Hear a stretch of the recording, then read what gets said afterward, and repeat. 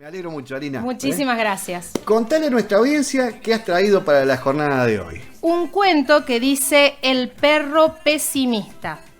Había una vez un granjero que quiso hacer un concurso entre su perro y su conejo. Y haciendo un pozo en una parte del terreno, escondió en él una zanahoria y un hueso, para ver si el conejo o el perro eran más listos en encontrar esos premios.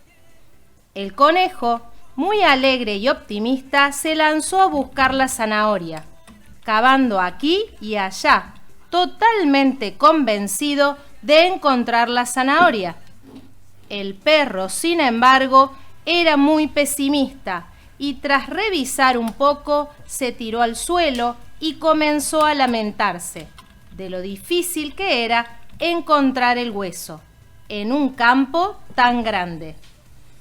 Durante horas el conejo cavó y cada nuevo pozo el perro se lamentaba aún más de lo difícil que era aquello, hasta que el conejo, mientras, pensaba en que le quedaba un agujero menos para encontrar la zanahoria.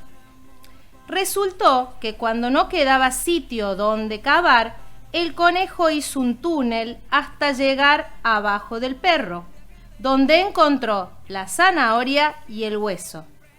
Así el perro perdió solo por su pesimismo, cuando gracias a su instinto había encontrado el sitio a la primera. Está cortito y más que claro, ¿no? Preciso y conciso. Preciso el cuento. Era muy pesimista el perro. Exacto. Bueno. Sin darse cuenta, por su instinto, estaba estaba abajo, lo ahí. había encontrado. Lo tenía ahí nomás. Claro, su olfato lo había llevado, pero su pesimismo lo había alejado. Bueno, ¿cuántos ejemplos en la vida vamos a empezar a describir, me parece, ¿no, Alina? Exacto. Bueno, a ver. Y vamos a ir viendo, desarrollando un poquito sobre esto que llamamos muchas veces cuando estamos tan pesimistas, tan quejosos, lamentándonos por todo, denominamos esto gente difícil, ¿no? Claro, sí. ¿No? Sí, y bueno, sí. vamos a ir tratando este tema de gente difícil durante estos 3 miércoles de septiembre. Bien, perfecto. Vamos a ver los distintos perfiles que hay de este tema, ¿no? ¿Qué hablamos sobre gente difícil? Una persona puede ser difícil de tratar para uno, pero para otro no. Hay a veces que personas sobresalientes en nuestra historia, como Einstein, como Newton, podían ser llamados o denominados gente difícil, porque se aislaban, porque de alguna manera se los tildaban de locos, ¿no? Cada artista que vemos en la historia, ¿no? Hoy por hoy los llamamos artistas o científicos, pero en ese momento eran locos. Eran locos, ¿no? Es cierto. Solitarios, y se los podía llamar como gente difícil. Ahora, para algunos, para otros, grandes científicos, ¿no? Claro. Gente que frente al desafío se animaba a más. Y bueno, y en esto pasa hoy también, ¿no? Lo que para uno puede determinarse como gente difícil, para otro no. A veces son no comprendidos, mal interpretados, a veces se aíslan, ¿no? Una persona que dice ser difícil, o por ahí prefiere estar solitaria. Claro. Subestimados también, ¿no? Claro. Subestimados. También porque no puede encajar con nadie, ¿no? Porque a veces no comparten sus mismos sueños, sus mismas expectativas, o no se animan a grandes cosas. Entonces, de alguna manera, otros tildan a esto de gente difícil. Claro. ¿No? Entonces, por eso es que decimos que a veces la gente difícil es como decir, el bueno no es bueno con todos y el malo no es malo con todos. Es cierto, ¿no? Claro. Hay circunstancias en la vida puntual donde hay etapas o episodios que podemos ser difíciles, como por ejemplo la adolescencia, ¿no? Llamados que somos complicados en esa etapa, ¿no? Difíciles. Pero es un suceso en la vida. Claro. Esto no marca que toda la vida vamos a ser así. Es un proceso de cambio, ¿no? De adaptación. Entonces, en ese momento podemos ser tildados como gente difícil, pero es un proceso natural, normal en nuestra vida. A veces por un acto de injusticia, ¿no? Que se produce algo en nuestra vida y en ese momento tenemos tanta bronca y que dura, ¿no?, hasta que vemos la resolución de eso, ¿no?, ese acto de justicia, digamos, ese reclamo de justicia sobre algo que se produjo injusto. Claro. Entonces, hasta que no llegamos ahí, nos volvemos gente difícil. Es cierto. ¿No? Claro. Hasta llegar a eso. A veces en un duelo, ¿no?, nos volvemos gente difícil. Y porque estamos procesando esa pérdida. Entonces, alguno nos puede tildar, ¿no?, de gente difícil durante ese proceso, pero nadie hace malabares. Se hace lo que se puede, lo que se logra en el momento, y es un día a día. Entonces, por eso en ciertos episodios, ciertos sucesos de nuestra vida, podemos ser tildados como gente difícil. A veces el estrés, la angustia, ¿no?, un cambio de trabajo, ¿no?, una mudanza también puede ser una situación donde nos cambia todo el entorno, nos tenemos que adaptar a lo nuevo y esto resulta difícil y nos volvemos personas difíciles. Ahora, este término de gente difícil no solo tiene que ver con el carácter de la persona, sino también con la personalidad, con lo que trae, con la situación que ha sido formada desde que nació, ¿no?, con ese entorno, con ese sistema de creencias, ese esquema de pensamientos que llevan al comportamiento. Un suceso lo interpreto de alguna forma, esto va a tener que ver con la creencia, ¿no?, con la valorización que tengo sobre ese evento, suceso, y de alguna manera me va a llevar al comportamiento. Es decir, de acuerdo a la valoración que tengo, voy a actuar. Esto da origen a los perfiles de pensamiento. Hoy vamos a hablar sobre el perfil amargado quejoso. Hay 3 perfiles. Este es el que vamos a hablar hoy. Bien. Los siguientes miércoles vamos a hablar del perfil irascible, iracundo. Sí. Y el último, el perfil del rechazado, el temor al rechazo. Bien. Entonces esto determina, ¿no?, el renombre de gente difícil. Ahí has hecho una introducción a estas 3 categorías. Exacto. Bien. Hoy nos vamos a ir de lleno Bien. en el perfil amargado quejoso, que es el del perrito, ¿no? Sí, se quejaba y se lamentaba por él y por el conejo, ¿no? Claro. Siempre tenía una excusa. Se quejaba por él y por el conejo que tenía que cavar. Sí. Entonces, esto nos lleva la queja, ¿no?, la amargura, nos lleva a un estado de inadaptabilidad, nos volvemos disfuncionales, hay conflictos en el entorno porque no somos entendidos, no nos comprenden, nosotros no comprendemos al resto, nos vivimos quejando, y esto se produce una crisis interna y externa, ¿no?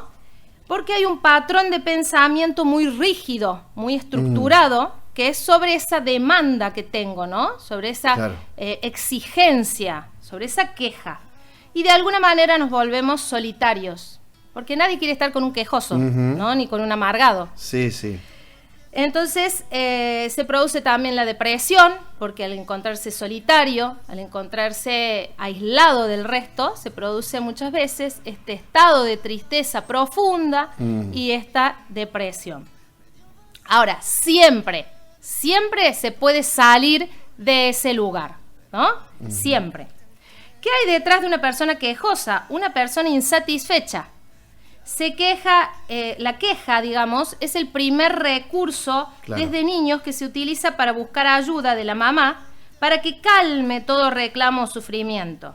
Recurso que quedará incorporado en el inconsciente como forma de pedir ayuda. Claro. Esto es importantísimo, ¿no? Porque claro. Vino a mi mente un recuerdo de niña cuando estaba aprendiendo a andar en bicicleta. Claro. Y de pronto me llevé puesta una planta. Entonces yo fui a mi mamá y le hice el reclamo de que la planta había sido la que me había chocado. Claro. Sí. Mi mamá me hacía entender, pero yo no entendía, no había forma. O sea, para mí la culpa la había tenido la planta. Sí. Bueno, el hecho es este, ¿no? Que desde niño tenemos ese reclamo, esa exigencia, esa queja, en que siempre la culpa la tiene el otro, ¿no? Y eso va quedando en nuestro inconsciente. Y de grandes también nos quejamos, ¿no? Es como que eso queda guardado. Entonces, nadie puede decir, yo no me quejo por nada. Claro, no, en algún momento. Porque está en el inconsciente. Exacto. Está, y de alguna manera, esa insatisfacción, ese reclamo, esa búsqueda de ayuda nos va a llevar a quejarnos, ¿no? En la vida ocurren imprevistos, cosas impredecibles, problemas. Algunas personas toman actitudes proactivas, ¿no? Frente a los conflictos, frente a las crisis, a la problemática de día a día. Pero hay otros que toman el camino de la queja. Uh-huh. Aunque todos tenemos un mal día, porque un mal día lo podemos tener todos, supuesto, y ese día vemos todo oscuro, todo negro, todo mal. Uno o más también. Sí, a veces podemos tener 2 o 3 días malos. Que no sea crónico, ¿no? Claro. El hecho es que no sea una actitud permanente, ¿no? Que nos vivimos quejando todos los días de todo. Porque eso, como recién decían, nos lleva a la soledad, al aislamiento. Y no somos funcionales, ¿no? Quedamos insatisfechos porque estamos siempre quejándonos. Entonces, esta situación también nos lleva a la victimización, porque la queja nos lleva a eso, ¿no? Todo está en mi contra, culpar al entorno, pero a mí nadie me apoya, nadie me entiende, nadie me comprende. Entonces, de alguna manera voy a ese punto de victimización, soy la víctima, ¿no? Siempre estoy en la fila equivocada, o eso se escucha se escucha mucho, ¿no? Eso sí, es cierto. O unos nacen con estrella, otros estrellados. Esa frase yo la dije. Es un clásico. ¿Y quién no lo ha dicho? Yo lo dije. Sí, pero mira vos. Como estaba ese programa que levantaban el cartel, esa es mi mujer, esa frase la dije, ¿no? Claro, levanto el cartel, esa frase la dije. Totalmente. Bueno, y nos pasa. Ahora, lo importante no es cuánto nos quejamos, sino identificar la queja y que de alguna manera, cuando empezamos a trabajar sobre nuestros pensamientos, sobre estos esquemas de pensamiento, estos patrones que a veces se repiten, ¿no? De una familia hacia otra, de generación en generación, lo bueno es identificar y corregir, ¿no? Esto es lo importante. Quien se queja sufre. ¿Por qué? Porque no puede lidiar con la frustración, ¿no? Claro. Me siento frustrado, soy la víctima, no puedo salir de esto, estoy anclado, estoy sumergido en esto, y viven quejándose y la queja los envuelve, ¿no? Porque no pueden salir de esa frustración, no tienen tolerancia a la frustración. Y en sí la frustración nos lleva a ir mejorando cada día, ¿no? Sí, claro.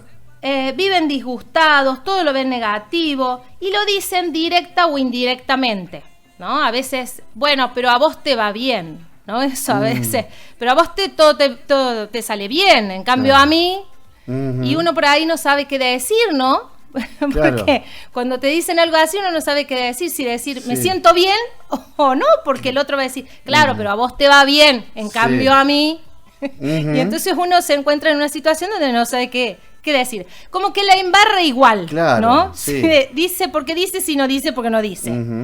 Bueno, en definitiva, la queja y lo que se dice, directa o indirectamente, contamina el ambiente. Se crea un ambiente muy rígido, muy hostil, ¿no? Donde nadie quiere estar. Nadie tiene ganas de tomar un café con un quejoso y amargado.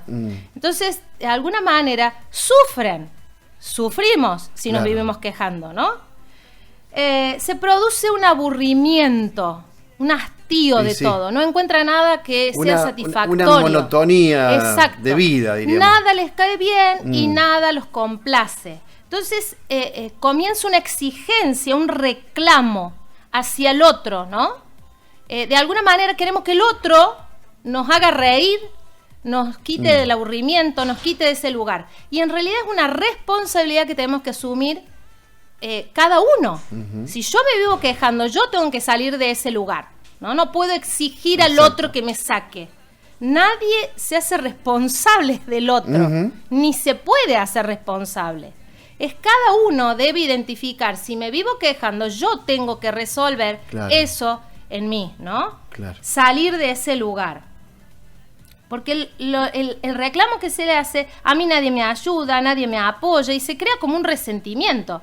A veces podemos estar continuamente con una persona y no estuvimos en un momento puntual y vos no me acompañaste. Claro. Vos no estuviste. Tiraste por la borda quizás otras situaciones en las que has acompañado. Exacto. Entonces, a veces tener en cuenta que podemos tener personas así y no tomarlo personal. Es un problema del otro. Lo tiene que resolver el otro.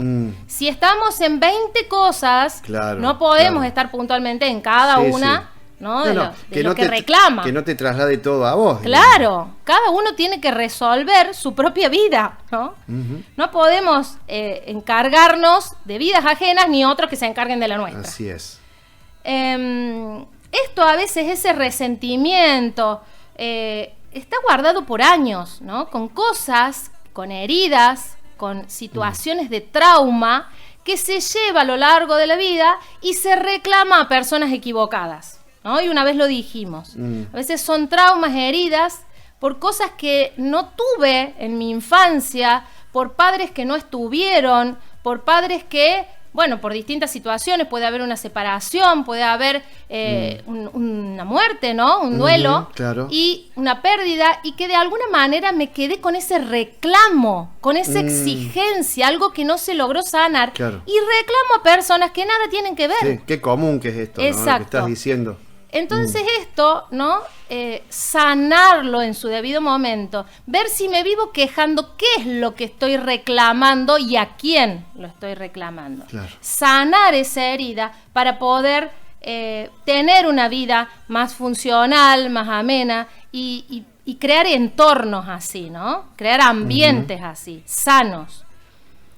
Hay un dicho que dice que el que con lobos anda, aullar aprende. No lo conocía, pero está bueno. Es cierto. ¿No? Sí. El que con lobos anda, aullar aprende.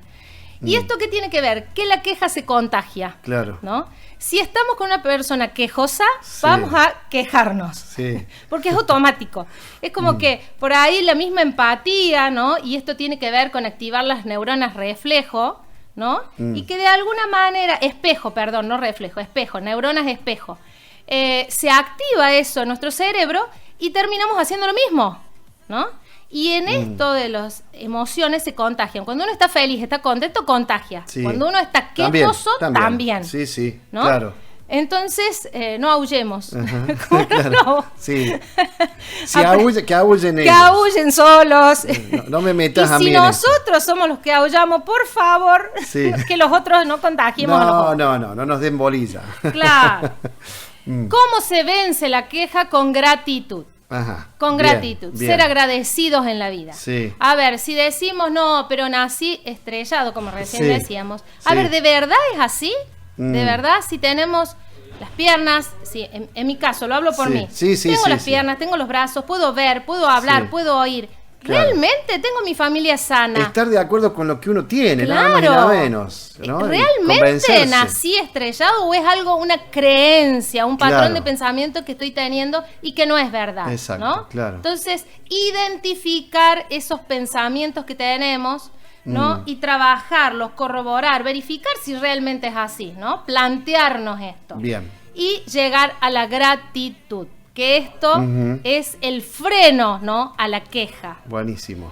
Termino con el pensamiento que eleva, que dice: el agradecimiento perfuma el alma y en el rostro se refleja. Espectacular, repetilo. Lo vuelvo a repetir. Sí. El agradecimiento perfuma el alma y en el rostro se refleja. Buenísimo. Bueno, el miércoles que viene entonces vamos a hablar sobre otra categoría. Exacto, sobre el perfil irascible e iracundo. Ahí está. Será interesante escucharte también como todos los miércoles. Elina, muchísimas gracias. Nos alegra mucho que hayas vuelto y contenta. Muchísimas